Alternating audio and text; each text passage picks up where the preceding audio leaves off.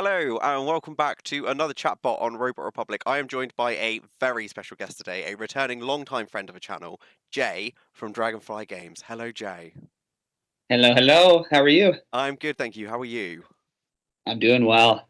Oh, fab. So, um, we last spoke, and it seems like forever. It doesn't seem like it, but it was a very long time. We last spoke in like October 2021, to talk about your really awesome, exciting project, Beyond the Oaks, which has come quite a long way. And we'll get to the updates and stuff in a minute. But for people that maybe didn't watch that initial interview, and if you didn't, please do go and watch it because it's a really good interview and it's a really cool game.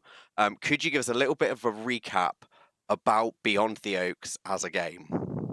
Absolutely. So, Beyond the Oaks is a new third person action adventure game in development right now. And the game follows an ordinary person named Andrew who meets an extraordinary suit with a quirky AI system named Emily. And they find themselves trapped in this land that's been trapped inside of a curse that was released by three sisters. Soon after that, they find a village is also inside there with all the villagers trapped, and they basically have to set aside their differences and work together to free themselves and the villagers. And it has like I said, we last spoke in obviously you and I have had conversations on Twitter kind of like, over the last couple of years and stuff, but it's been like 2.5 years and I was like, oh my God, has it really been that? Since we last spoke, how has development been progressing? Because obviously I've played a prototype demo, which is really, really cool, but how generally have things been progressing? They have no, everything's been going really, really good. I mean, with any creative project like a game, there's always, ups and downs, and especially being independent, it's, juggling a whole bunch of stuff.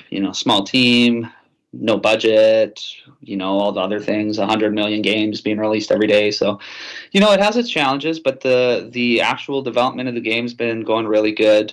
Like you said, a lot new has been added in since we last spoke, and so we're basically about 60% done. All the core stuff. The new story's been written, and the story's been updated, and so, yeah, no, it's all been going really, really well. Awesome. And like I said, the prototype, I was playing it earlier on, and one of the big things I think that I noticed difference wise, and you touched on this a minute ago, was the narrative. Um, and I remember back in 2021, we were discussing the narrative, and it was this really interesting idea. And I remember at the time you said something, where's the effect of, we're still working on the kind of finer points kind of thing.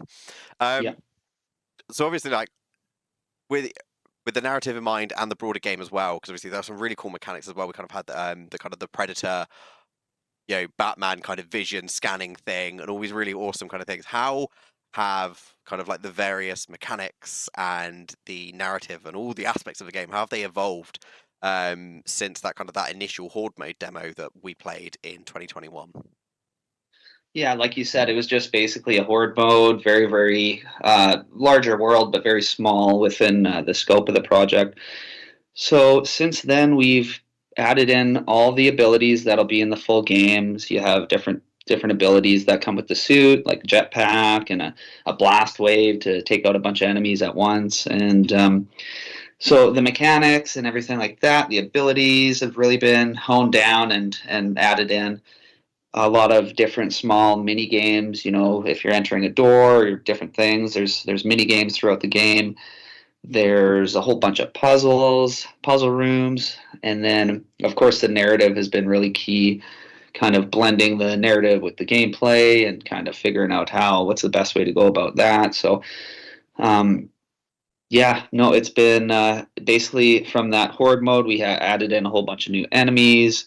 Um, and then on the team side, we've got new team and a whole new cast. So all new characters, voice actors are brand new, and then one of them is even writing the story, and he breathed in new life into the story, and so it's been really awesome on that side of things. I think that was one of the big things, like right from the get go, when I kind of the demo still has the horde mode on it, and I did have a bit of a run around to just kind of like get my head back around the mechanics and be like, oh yeah, no, I jump at the witch. You've got crawling enemies Which now, which no, thank you. Yeah. I was like, no, and then I'm Yeah. not going to spoil it for people, but they're crawling enemies, and they're kind of Creepy. terrifying. They're Yeah. creepy, and I mean, the enemy design. We'll get onto the kind of the aesthetic stuff in a minute, but the enemy design is it's humanoid, but it's a little bit jarring. Yeah. Like, and some of Yes, the exactly. movement, like I remember last time we talked about the kind of the animation style for the witches and stuff. Like the whole everything just feels a bit more elevated now. And obviously, like 2.5 years into a kind of like development cycle, it's to be expected. But when I went into it and I started playing it earlier, I was like, oh, this is a lot creepier than last time. Um, Uh, with the kind of going back to the comment you made about the voice actors, that's the thing that really struck me. Started firing up that demo and putting that narrative right at the forefront, because I know the last time we spoke, you were really passionate about trying to kind of convey a really interesting story through gameplay and stuff. Um, so kind of how has that narrative development kind of like how is good? I suppose it's a two-pronged question. How has the kind of the narrative development kind of been progressing, and how has it evolved and adjusted and stuff as things have kind of worked? And then how has that kind of merged up with the gameplay aspects yeah. and the aesthetic aspects of the game? Well, like I said, so we've had the full new story. We have a bunch of really talented voice actors who are going to carry on the helm of the game, and so in that respect, it's come a long way. How it's evolved since then, it's almost funny you say it. It's like I said, it was really kind of how do we tell this really engaging, beautiful story inside of a game, and we're using the game to kind of tell the story. But if you think of a game maybe like Uncharted, that's very story driven.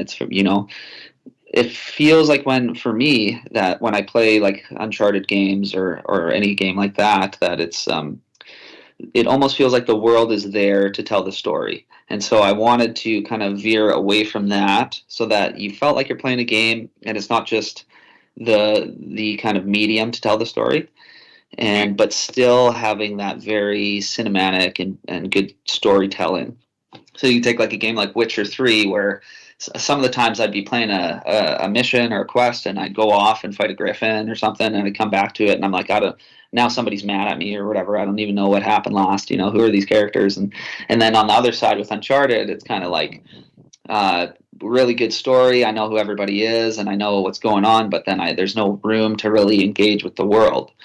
So that was really kind of the main thing with Beyond the Oaks is how do you find that happy medium where you can tell a story using a game without making the story kind of the whole thing and the game just kind of being the vehicle to tell the story. So it's very much a video game.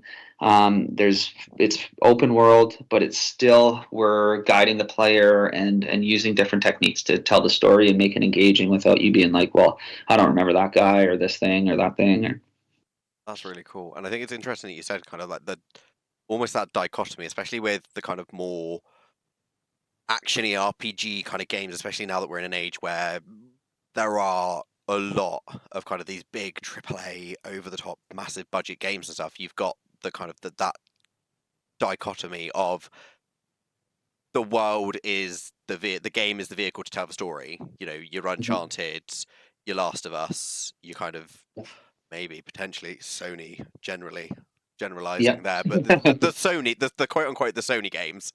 Yeah. And then on the flip side, something that is even now. I mean, I still occasionally just want to dip in and play The Witcher because I almost like in my head I always look at that and go, the world that you're in is just another character Yeah. because and Exactly. it's like little choice. I think there's a choice you make at one point where there's a side quest where you can decline to go and hunt down a bog witch or something, and then like a town halfway up the hill, just everyone gets killed. Yep. Yes. Yeah, spoiler for a game that's been out like a decade. Um, but like, yeah, there's one dialogue choice, and if you don't make that dialogue choice, you just these witches just decimate an entire village of people, and the next time you rock up there, because it's a fast travel point, it's full of Yeah. rapes. It's like, what did I do Oh wrong? no. Yeah. But yeah, That it's one mission. yeah, one dialogue choice, and yeah, a whole village. I mean, that may have weighed slightly. Yeah. Um, but yeah, I think it's really interesting that you talk about like Beyond the Oaks. being a video game and the narrative being woven within that. Because I think that's something that, for me personally, as a gamer and a critic and a journalist, quote unquote, um, Mhm. is something that I really enjoy is when you've got that a world that feels alive as opposed to just here is your very linear novel with some big explosive set pieces. Um, Exactly. with that in mind, then, because obviously that's a very big task. And we've got the examples we use of like as we said, the big, huge budget AAA studios. How have you and the team at Dragonfly, as a much smaller indie studio, with probably a fraction of the budget of The Witcher 3 and the Uncharted series, Oh. how have you kind of met some of those? What have been those challenges, and kind of like how have you overcome them, and what compromises have you kind of had to make in terms of that kind of narrative gameplay merging to kind of get that balance right? Yeah, fair enough. It's definitely a balancing act. I think one thing that's aided to that is having really, driven and talented, skilled people. The other side of it is having really, really awesome technology. And then so kind of blending the two of those where it's like we got this really crazy cool technology and it's brand new and this and that, and then having that team and really driven people to actually be like, well, I know it's brand new, but I'm going to learn it. And then we kind of fuse all that and so like with Beyond the Oaks, we're using Unreal Engine. We're still in Unreal Engine 4, but we are moving to Unreal Engine 5, and then going from Unreal 4 to 5 will bring a whole the game will elevate quite a lot just from switching engines there. And so yeah, I guess the main thing for telling the stories that we want to tell and within the game is really to have that talent and then the technology and then how do you utilize it.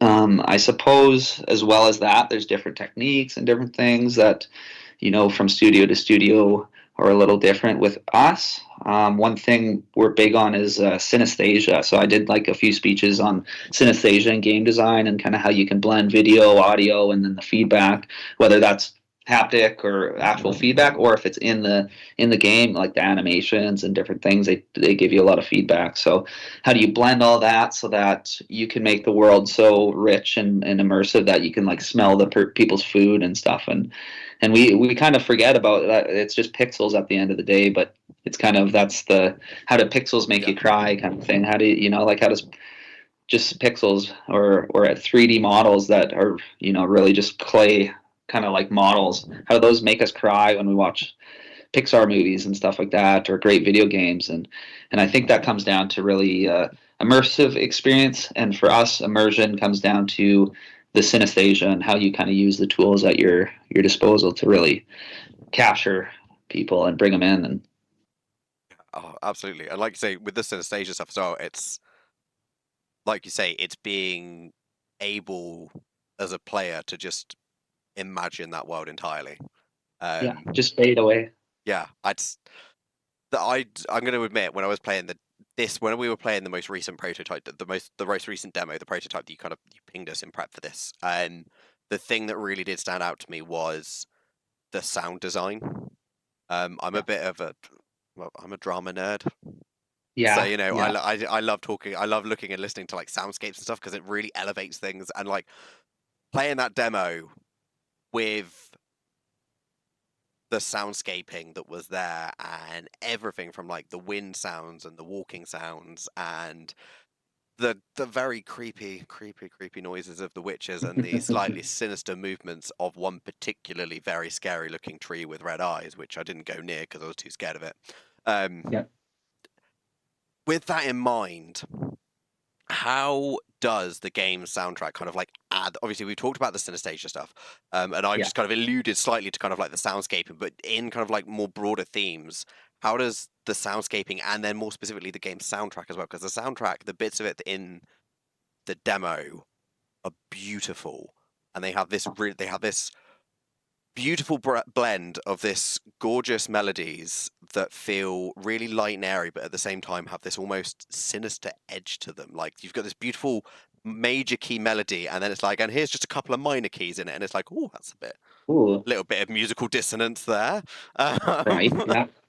how kind of like how did you kind of like, you and the sound team kind of like go around developing the soundtrack, and then thinking more specifically, how does that soundtrack then add to both the general immersion and lends itself to that more subtle narrative experience? That's a great question. Yeah, so with the sound design, I suppose it breaks up, like you said, into the actual environment and then the characters or enemies. And so I worked with multiple different people for the soundtracks, which are kind of like the Beyond the Season of the Witch and our main theme song and stuff like that, kind of trailer or promotional songs that will make their way into the game. But there's also the actual just environmental audio, and so that definitely lends itself into the synesthesia. And then again, it's just where are you using those tools, and then how are you, like, what is it kind of conveying? So another kind of key thing with synesthesia or art in general, I suppose, with digital art is you can kind of use the audio and visual to create rules for your story, and then you can actually use those over and over to actually convey that rule kind of thing, if that makes sense. So for example, I think it's Up has that intro where it's like you just like in a quick couple seconds you see the wife and this and that, and they have a miscarriage, and then It's the like the wife passes away. most The traumatizing saddest thing start to a ever, film ever. ever. And the way they did that, they used like bright colors and they used this certain music, and then they obviously showed you what happens. And then if you go to the end of the movie when it's just him in the house, he finally makes it. It plays that song again. He finds that book again, and it kind of so they're setting rules and then kind of using it. So we are doing the same, and we're trying to, like, it has been a little bit of a challenge to kind of figure out where certain things should go, but with the story all finished and complete, it's been that's lended a lot. And so yeah, we use that to both guide the narrative but also add to the immersion, so you're in game, and things obviously shouldn't sound too, there's there's like a waterfall noise and you're in a forest, there's no waterfall or something, it's going to take you out right away. So yeah, so we worked with multiple different people on both sides, and then into the character, we had a really talented character sound designer, and yeah, like that was really fun to, like, it was every little millisecond we had to calculate to do everything. It was awesome. So yeah, like even the character running, you can hear the jingle jangles of the metal and everything, and yeah, it all adds up. Yeah, and I think that really comes across. I mean, especially like obviously it's still a demo version, but that was like for me it was like there were the two big kind of moments on top of like the general gameplay feeling a lot more refined from the demo that we played in 2021. The the narrative and the sound design really boosted it that level, and for me that was the kind of like that was like, ooh, Yeah, this is not the same thing that I played, because initially, like I said, I initially booted up Horde mode because I was like, all right, this is what we played in the demo. I'm just gonna do a like for like comparison to it, and I was just like, oh, it's creepy. Oh, there's wind. Oh, there's creepy witch noises. Oh, I can hear metal janglings whilst I'm running along with the thumping of my footsteps, and I've got this really awesome laser gun which has like the most sci-fi sounds ever, and I yeah, loved it. It was like, oh god, whoever designed the sounds for the like just your sound team are amazing. they are. Yeah, Genuinely. Um, yeah, like it just for me it really does elevate it, and I think, like you say, it's an important aspect for immersion. Like say, if you're in a room and there's a waterfall, but you don't hear running water, you're going to be like, I'm not in a what room is with a that? waterfall, am I? Yeah. Yeah, how dare you? How Yeah, dare you? Yeah, exactly. Just like, or you walk into a room with a waterfall and there's the sound of a stream. yeah. This is not quite the right Yeah, water. what's going on here? And no treasure behind the waterfall. Not Oh, allowed. no hidden You have to have caves. treasure. What is this? Yeah, yeah. How dare you? How dare you? Unless there's a cave Totally. slightly to the side of the waterfall, then that's fine. That's yeah, Um, oh yeah. Moving on to kind of think about the mechanics then. And again, this is something that we didn't have in that demo in 2021 because, like I said, it was more of like a proof of concept kind of demo that we played. And it was really cool.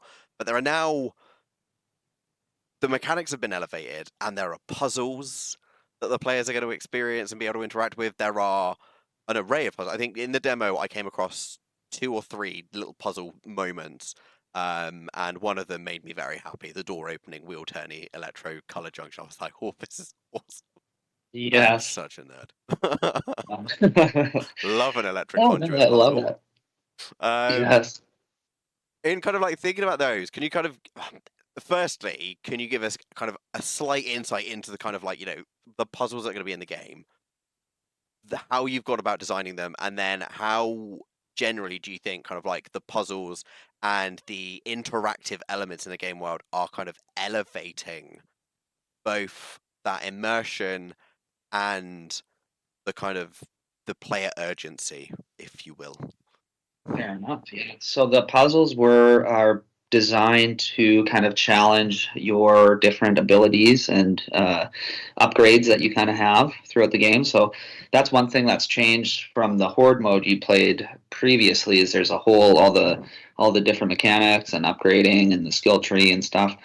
So the puzzle rooms are there to not only lend a hand in kind of teaching you how to use your abilities and kind of testing you on that, but they also have a cool kind of environmental storytelling piece where all the caves are connected, and as you can kind of open up different things, and maybe some of them you have to go a different way to open up from behind and whatever, but they all branch out and connect in different ways and take you to different places. And so in the game, in the environment, the puzzle rooms are basically a cave system that leads you around with different enemies inside.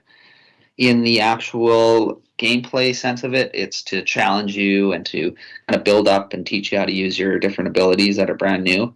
And then also it ties into the story and larger narrative where there's these. So we already had this curse, and we all had this, the witches and stuff, and now there's robotics. What does this mean?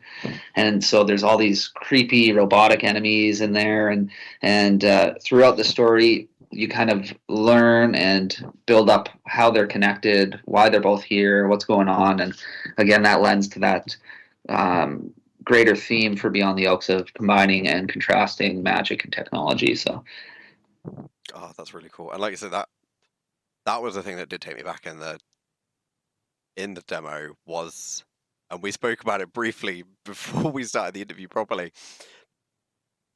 Robots, because you yeah, mentioned it but you mentioned it in 2021 that you wanted this really interesting merge between magic and technology. And I always liken it back to, like, I was thinking about this earlier, that it's that kind of technology at times is, if we don't fully understand it, technology can be indistinguishable from magic. yeah. And playing the demo earlier today and going, I was like, I opened some door, went out, almost got murdered by some witches in a scary tree, went back to a door, opened this door, and then there were robot bugs, and I was like, What what? is going on? What is going on? I was just really good, but it wasn't jarring. And I think that leads me into my kind of like the next question off the back end of that one, is that the environment design, because some people, if you were to say to some people, oh, you're going to go from kind of like walking around some creepy woods to being in a sci-fi kind of dark steel. God, it looked like, I'm not gonna lie, the material used looked like it was being projection mapped. Like, Yeah, it looked like it was yeah, projection mapping, because it kind of, I spent a while, it sounds yeah. really sad. Slowly, I spent a while staring at the walls, and they yeah. were They're like moving. liquid metal. Really, it was like this really cool, like, liquid metal projection mapping kind of like idea where it was just moving. I was like, ooh, Yeah, really cool, really good effect. But like, in terms of that, it wasn't jarring, and I think a lot of that. Talk us through kind of how you the kind of design thinking between going from, you know spooky, the kind of stereotypical quote unquote horror woods, to a more stylized alien spaceship yeah. vibe. Like underground kind of thing. Yeah, Yeah, how do you do that, and kind of in terms of the design process for you and the team, what yeah, were for kind of like, sure. how Well, did you overcome some of those challenges? Because in my head it's like, you must have spent so much time working on that to get those transitions, because they are so well done. well, thank you. Yeah, no, we did spend a lot of time, and it's a lot of it is in the actual design, obviously, of the characters and stuff. So there's with you saw the bugs, the crabs, and then there's the drones, and there's the robot. The drones and the crabs, they actually have like this organic kind of gooey thing that's holding all the metal pieces together. So that was one thing that kind of led and blended in nicely. So it's not so much you're just going straight into like, actual robots like, those little clones or something off Star Wars or whatever. Yeah. They kind of have this organic part to them. So that definitely aided in making it not so pulling you right out. I think, yeah, I think maybe some of it was luck because, like you said, it shouldn't work, but it does, and and it really works well. So I think some of it was just really, really good design, careful thinking, again, blending the visual and sound, and then just dumb luck, I think, for some of it. I love the humbleness there of just like, it's got careful design, good sound design, coloration, and dumb luck. Yeah, big time. Yeah.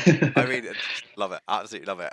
But it does, it just, yeah, I I was shocked at how unshocked I was, which sounds very oxymoronic, but yeah, Yeah. it was one of those walked through this door and wasn't expecting anything that was on the other side of it. I even used the cool little Arkham Yeah, scanner, the yeah. the predator scanning, as our editor Callie calls it, um, and saw them, and I was expecting like I was like, oh no, bugs, Yeah. Here we but go. they weren't, and they were robots. I was like, ooh, Ooh. um, really cool. Next thing then is something that I got really excited about when I saw it pop up on your Twitter feeds. I refuse to call it the other name. It's Twitter. It will always. It's fun. Exactly. Um, I got really excited and was really, really happy for both of them. But Beyond the Oaks has been nominated for a couple of awards, which is amazing and a huge congratulations. Um, Thank you. how did that honestly like? How did that feel for you and the team at Dragonfly? Because obviously, it's like this is you can feel the passion playing the demo, like the amount of time, like the conversations that we've had and the stuff that we've seen on social media and the demos stuff, you can really feel the kind of like the passion that the whole team has for this project. How did it feel to kind of have that recognition for those nominations?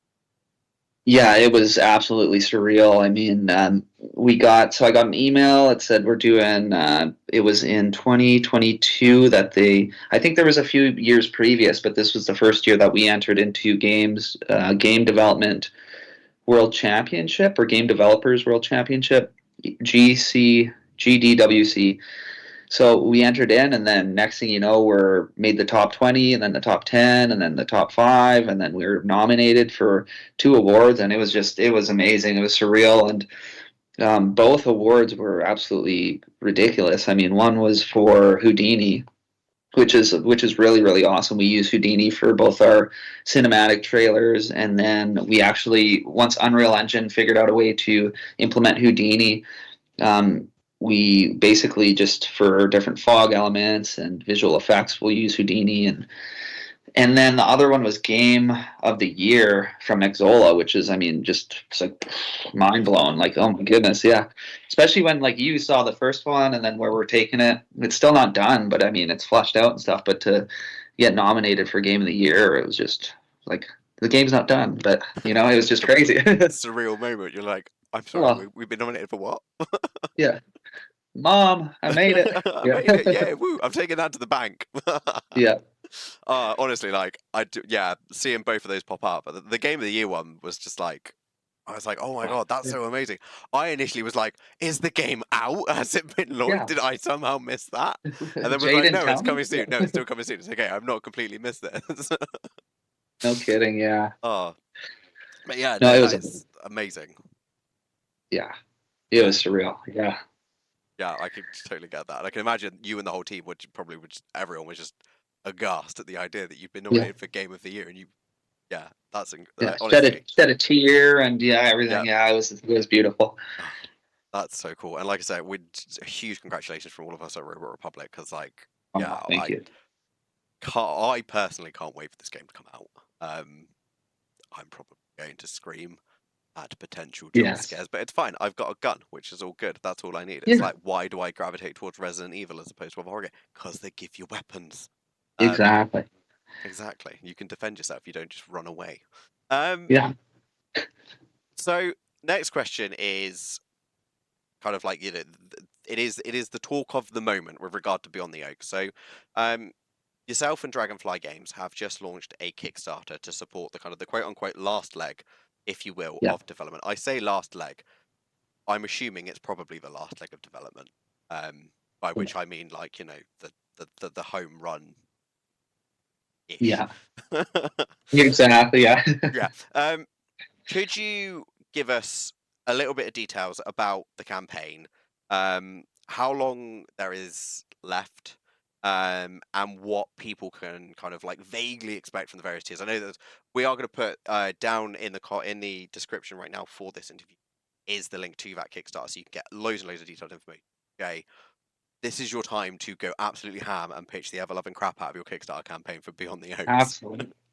No, like you said, yeah, we're really looking for that home stretch just to finish off, the last couple things, finish off the voice acting, kind of hone down that story, and then take it to market and promote it and everything. So it is really the last stretch, the home stretch, and yeah, the Kickstarter. I mean, I think it's one of the better Kickstarters that I've seen. Obviously, I made it, but it's there's tiers going from $10 all the way to 3,000, and you get the game at $35, I think, and it's going to retail probably double that almost, or so you really get the game for cheap. We have like really, really cool. I think I mentioned this in our last interview that we had a whole side project of like graphic novels and art books and planet books and different things that are going to take you on into the future games, and so those are on there. You can get any one of those.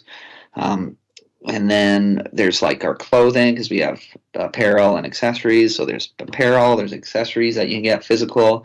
You can get physical books, some of the graphic novels that are physical. I think there's some that are signed and by the cast and crew. So I mean, it's really awesome, and those are just the lower tiers. Once you get into the middle, it starts getting kind of into the game where you can add stuff. You can add in like a note that you left, or you can name a character after yourself and kind of make their quirkiness or whatever. Like I'm kind of like this type of person. Okay, we'll make that character and we'll name them after you and stuff in the village.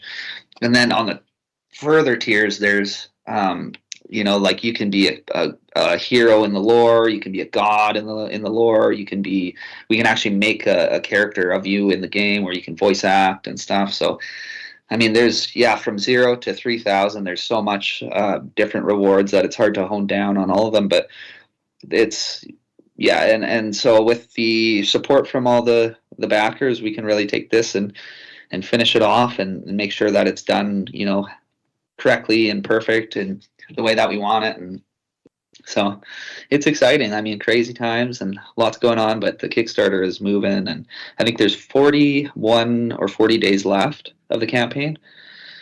Yeah, I think So we'll yeah, go I'm looking till at it. I think it's 40-ish. yeah, so July 11th, I think, is the last day, and we're already 28% within the first couple weeks. So I mean, it's going good. Going well, and yeah, and like you say, kind of, I've supported a handful of projects on Kickstarter, and like you say, I think this is definitely one of the, especially for a video game, like video game Kickstarters always the ones that I've looked at, and the one like there are a very small number that I've kind of supported in the past. Yes. They've always been very lackluster with the kind of Kickstart, the tiers, but there's so much detail, and I mean, I remember kind of where back in 2021 we were talking about the kind of like the wider lore and the graphic novels and the kind of the not just the lore for the planet of the game, but kind of like the wider star system that it's in and the kind of galaxies and stuff. And I got really excited over that because I'm a huge science nerd, so I Yeah. was like, oh my god, like astronomy, science, yay, that's Yeah. exciting. And then was like, oh, that just makes but it's fine. I want a video game channel. We're all good. We love it. Yeah. But yeah, like there it is so detailed. Like I said, there is so much. And I've noticed that like I think from like I think $100 you get named as like a producer in the game at some point and stuff Yeah. like that as well, which is really awesome. Even in Especially those books. yeah, Yeah, you get credited in the books and the game and totally, yeah. yeah, there is so much there. So yeah, and like I said, there is a link down now. So if you're watching this and you're thinking, oh, that sounds quite cool, that sounds really go and check out the Kickstarter. There is literally a tier for everyone. Um, if you are a billionaire with ample money and you've just got a spare 3 grand, because let's be serious now, that's like chump change for you. Go chuck it beyond the Oaks. Yeah. Um, Become a god. Become a exactly. hero. Um, I think there is a certain billionaire who, if you pitched, you could become a god in a video game, and and he'd probably be like, "Oh my god, yes, I'll just Yeah, self-fund the whole game." Um, you exactly. would probably have to change all of the planet names to X, though. Not I'm not yeah. quite sure it's worth the Exactly. trade-off in the long run. Yeah, no kidding. Yeah. Um, X1, X2, X3. yeah, Yeah. these are no longer witches; they're X's. Yeah. Oh, same with the bugs. Yeah. Yeah, everything. All the enemies are X's. He's no longer Andrew. His name is X. Yes, he's X.com. God, we digress. um, final question then, before we wrap up. What is next for Beyond the Oaks? And then once Beyond the Oaks wraps, Dragonfly Games as a whole. So what's next for Beyond the Oaks is we're gonna finish off this Kickstarter. We have a spot at the largest Canadian gaming convention here in June. It's actually the halfway point of the Kickstarter campaign, and there we're going to be showcasing the demo. So it will be kind of like a soft launch, only there. And then we're going to basically take some feedback and different things and publish the actual demo right away in probably July-ish. Then we, depending on what happens with the Kickstarter and publishers and stuff, we'll continue forward, finish the game. We have one more area to kind of build out, and then a few smaller things to kind of fix up and whatnot. So basically, finish the game, take it to market, see how we do. That's for Beyond the Oaks, and then probably take maybe a month off and then jump right into the second one. So not that long off, but we'll jump straight into that with concept arting and story and all that fun stuff. For Dragonfly Games, we are also releasing another game in July, so that's another big thing. And again, we got the clothing, the apparel, and accessories, and so we're probably going to within the next year branch out the apparel into full-on clothing lines. Like you can grab a shirt, a sweater, pants, a hat, or whatever, and both male and female, and different cool different things. So yeah, lots coming up. Just a couple of little bits, nothing too Just major. Just I love talking to you, Jay, because you always seem so casual and so calm about things. You're just like, yeah, yeah. we've got all these billion things going on, but it'll be fine. I'm sitting there like, I feel stressed for you. Palms, yeah, my Yeah, palms are sweating. yeah. On the subject of your apparel as well, I've just realised you've spent this entire interview wearing one of your very cool Dragonfly Games hats, which they look really awesome, to be fair. And I need to double check to see if you do ship to the UK because I'm probably going to order one. Um, Right. I'm not a hat person, but it's a cool hat, Oh, thank you and very I'm a much. big lover of a cool hat. So yeah, Jay, as usual, it has been an absolute pleasure having you on the show, and I think we're going to have you back soon-ish to talk about the other project that's coming out in July, which will be awesome. Can't wait for that. But yeah, final little thing. Where can all of our wonderful little lovely community find yourself and more information about Dragonfly Games and Beyond the Absolutely. I think I'll send you a link for our link tree and we can throw that in the bottom. You can find pretty much all our links there. I did kind of shrink it down a bit just to kind of keep eyes on the Kickstarter, but we do have Facebook, Instagram, Twitter, Game Jolt, Itch. What else? We got a bunch, but we also have the Dragonfly, we have the Beyond the Oaks, and then we have this new game. So each one of them kind of has their own social media going on.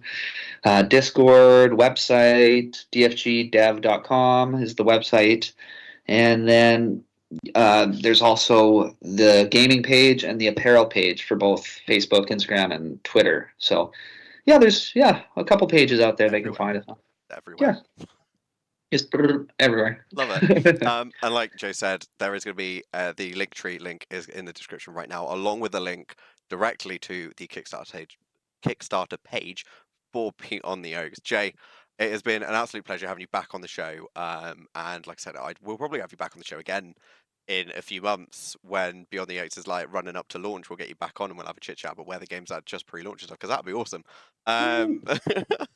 But yes, thank you very, very much for joining us. And you may also be wondering, oh my God, Robot Republic's back. We are back. So make sure you hit that like button, subscribe to the channel, and hit that bell icon so you get notified for all of our content. And maybe have a check out of the wonderful things that are going to be on the splash screen at the end of this interview. Yes, I have been Riku, as per normal. Jay, thank you very much for joining me. Thank you. And we'll see you all next time, guys. Take care. Bye.